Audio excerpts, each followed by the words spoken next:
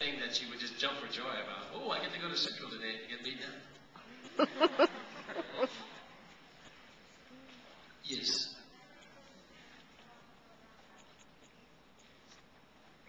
Okay.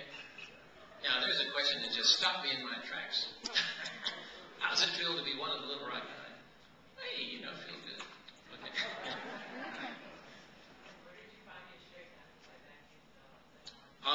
How did I find the strength not to fight back? You see, I never liked to fight. Once I found out that when you fight, you get hurt, I didn't want any part of it. It made no sense. And besides that, I had the counsel and wisdom that I got from my mom, who told me that only lower animals fight.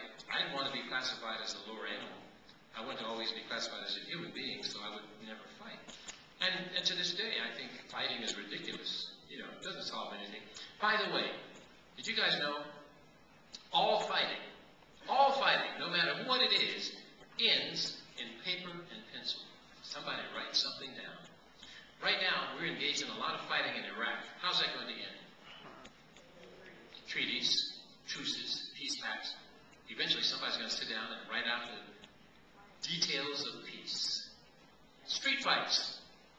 Cops come, they write a report. EMTs write a report. Sometimes the coroner gets involved. He or she writes a report. Couples go to divorce court. The judge writes a decree. They write checks. They continue to write checks, more checks. Yes.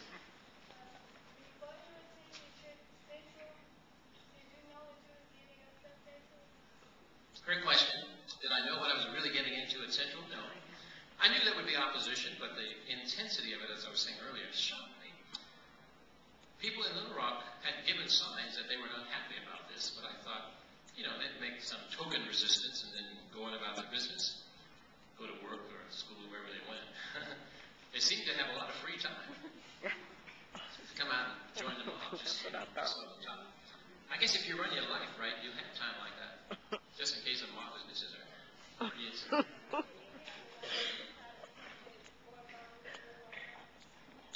Say that loudly again.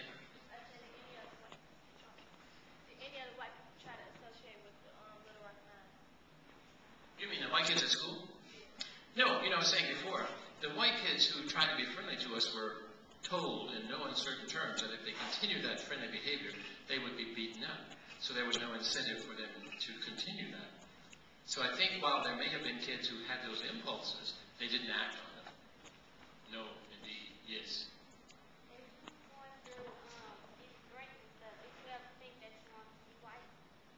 Did you ever think that I wanted to be white? No, I never had those thoughts.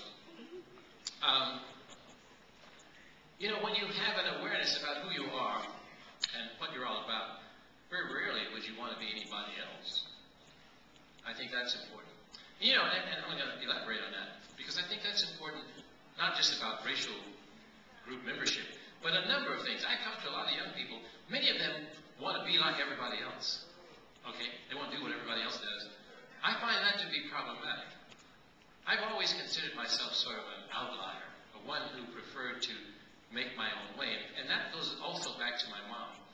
My mom told me there'd be a lot of mythological constructs out in society, one of which was peer pressure.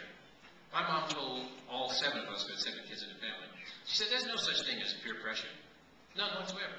The only pressure is what you believe in. You don't have to do what other people do because you think you wouldn't be liked or you wouldn't be part of the A-list or whatever. She said, your task is to be you. Find out who you are and pursue that. Yes.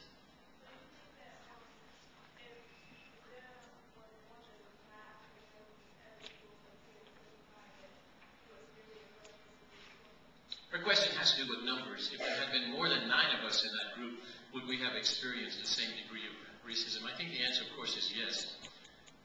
And it simply would have been more opportunities on the part of those antagonists to do unto us. Yes. Yes, her question is about the school in Los Angeles. I attended Los Angeles High School, which at that time was perhaps the most completely desegregated school in the entire city. It was located in a region where people of all various and sundry ethnic groups lived in close proximity, and so their kids attended the school. It was quite a different experience altogether. Yes.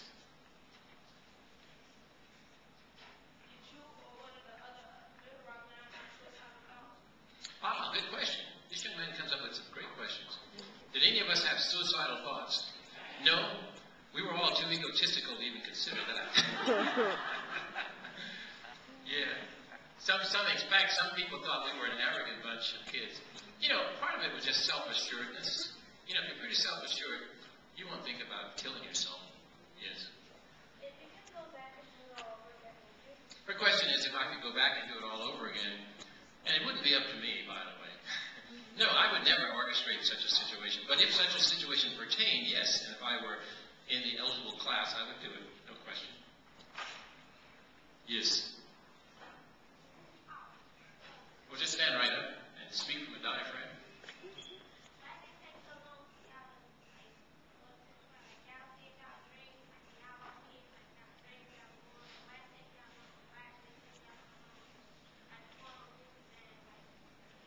So long in what time frame are we talking here?